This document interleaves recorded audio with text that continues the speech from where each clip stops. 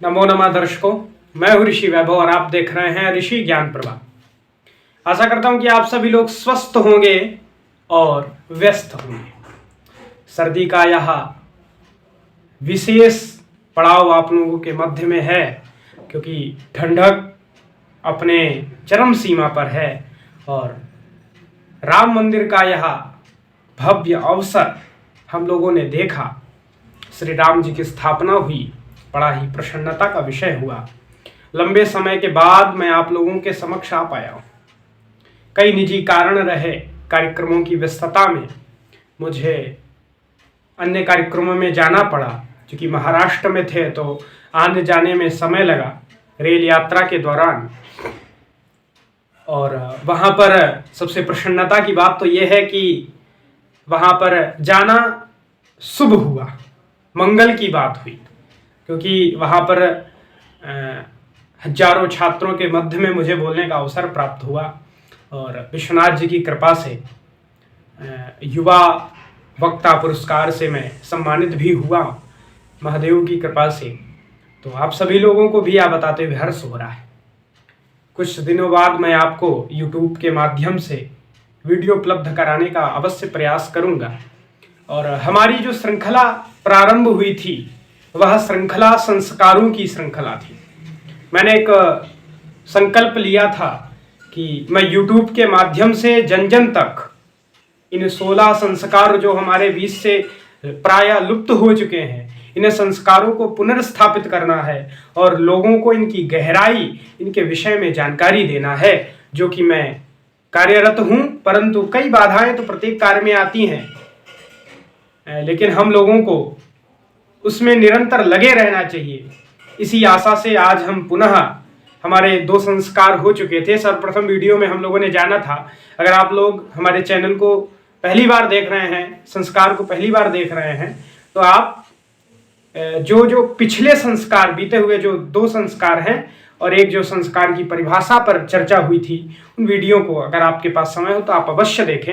नहीं तो मैं यहाँ आज तीसरे संस्कार की चर्चा करने वाला हूं। जो 16 संस्कार हैं उनके तीसरे संस्कार। हमने सर्वप्रथम गर्भाधान की चर्चा करी, उसके बाद पुंसवन की चर्चा करी। अब हम आज सीमंतोन्नयन संस्कार की चर्चा करते हैं।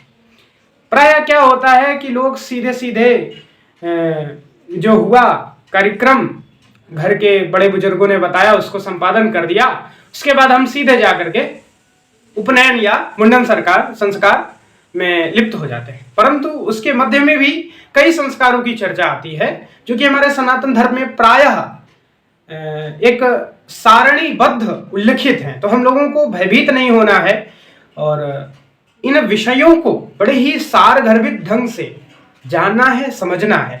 तो हम लोग सीमंतोन्नयन संस्कार की चर्चा करने वाले हैं। तो इस संस्कार के अर्थ को जानने से पहले हम लोग शब्द का अर्थ जाने कि भाई सीमंत और उन्नयन का अर्थ क्या है। यह 2 शब्दों का संयोग है। मैंने आपको पहले ही बताया कि सीमंत और उन्नयन। अब सीमंत क्या है? सीमंत उस भाग को कहते हैं जो बालों की मांग जिसको हम अपने लौकिक भाषा में मांग का प्रयोग देते हैं, वैसे बालों के विभाजन को सीमंत कहते हैं। उसी प्रकार जैसे हम लोग मांग का जो एक प्रकार है, जो बालों को खींचने का ढंग है, उसी को सीमंत कहते हैं। इसी संस्कार को सीमंतोन्नयन की परिभाषा दी गई है। वह उत्पन्न संतान में करने के लिए यह संस्कार प्रायः बनाया गया। अब कई लोग पूछते हैं कि भाई अब ये भी एक प्रकार से विज्ञान ही है, ये भी एक तार्किक संस्कार है। क्यों हम लोग खींचे मांग को, क्यों हम लोग खींचे, सीमंत हम लोग क्यों करें, उन्नयन क्यों करें, क्या आवश्यकता है? तो हमारे ग्रंथ कहते हैं, हमारे सुश्रुत जो संहिता है आयुर्वेद की, वह कहती है कि सिर में विभक्त 5 संधियों को सीमंत कहते हैं। सिर में 5 जो विभक्तियां हैं, जो एक विरक्ति है, 5 संधियों की अलग अलग कर देना, बालों को अलग अलग कर देना, अलग अलग प्रकार से। आज तो पता नहीं कितने प्रकार की कटिंगें आ चुकी हैं, लेकिन जो मुख्य भाग होता है उसको, विभाजन के मुख्य भाग को हम लोग सीमंत भाग की परिभाषा देते हैं, जिससे कि बालों का विभाजन किया जा सकता है। और उस विभाजन के माध्यम से हमें लाभ ये होता है कि मस्तिष्क को सकारात्मक ऊर्जा प्राप्त होती है। यह संस्कार कब किया जाता है? गर्भाधान पुंसवन के बाद। अभी जन्म नहीं हुआ है बालक का, हम लोगों को यह भी विचार करना चाहिए। अब ये संतान किसकी चर्चा हो रही है? ये हो रही है जो गर्भणी महिला है, उसकी चर्चा हो रही है।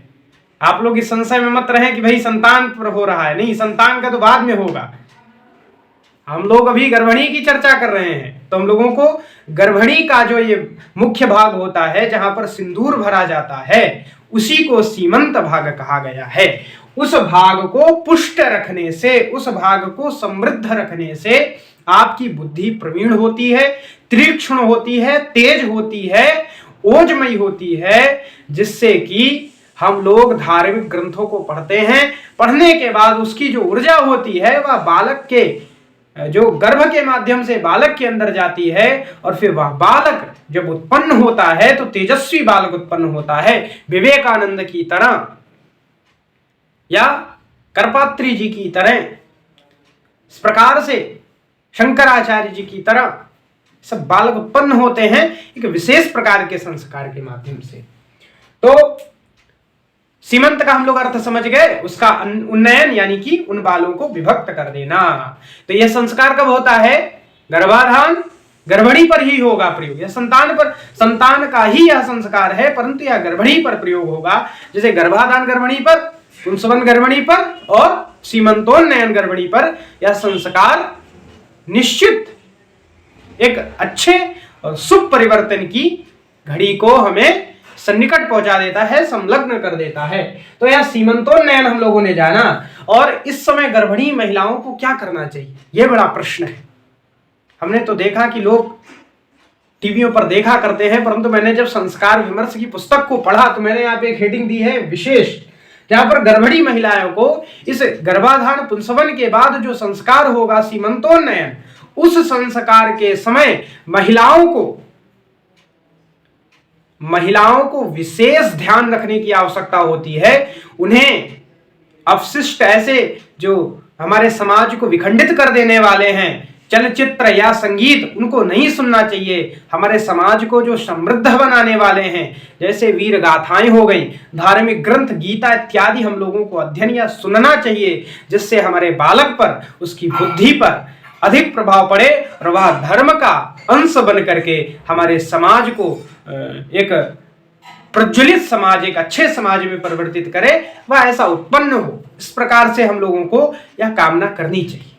तो आज का वीडियो हम यहीं पर समाप्त करते हैं। तो मैं पूर्ण रूप विश्वास करता हूं कि आप लोगों को सीमंतोन्नयन इस संस्कार की व्याख्या का सुंदर अर्थ पता चल गया होगा और ज्ञान भी हो गया होगा। और मैं यह चाहता हूं कि आप सभी लोगों को एक एक करके सारे संस्कारों की विस्तृत व्याख्या को समझा दूं, कि जिससे अगर आपके जीवन में आपका या बालक या कोई और भी व्यक्ति उत्पन्न होने वाला हो, जन्म लेने वाला हो, तो या गर्भ धारण करने वाला हो, तो उसके संस्कार में इन 16 संस्कारों का शुरू से 1 2 3 4 5 से ही उसका जो गर्भाधान पुंसवन सीमंतोन्नयन जातक कर्म, तो इन सभी संस्कारों के माध्यम से ही उसका उत्पन्नीकरण हो, ऐसी मैं आशा करता हूं।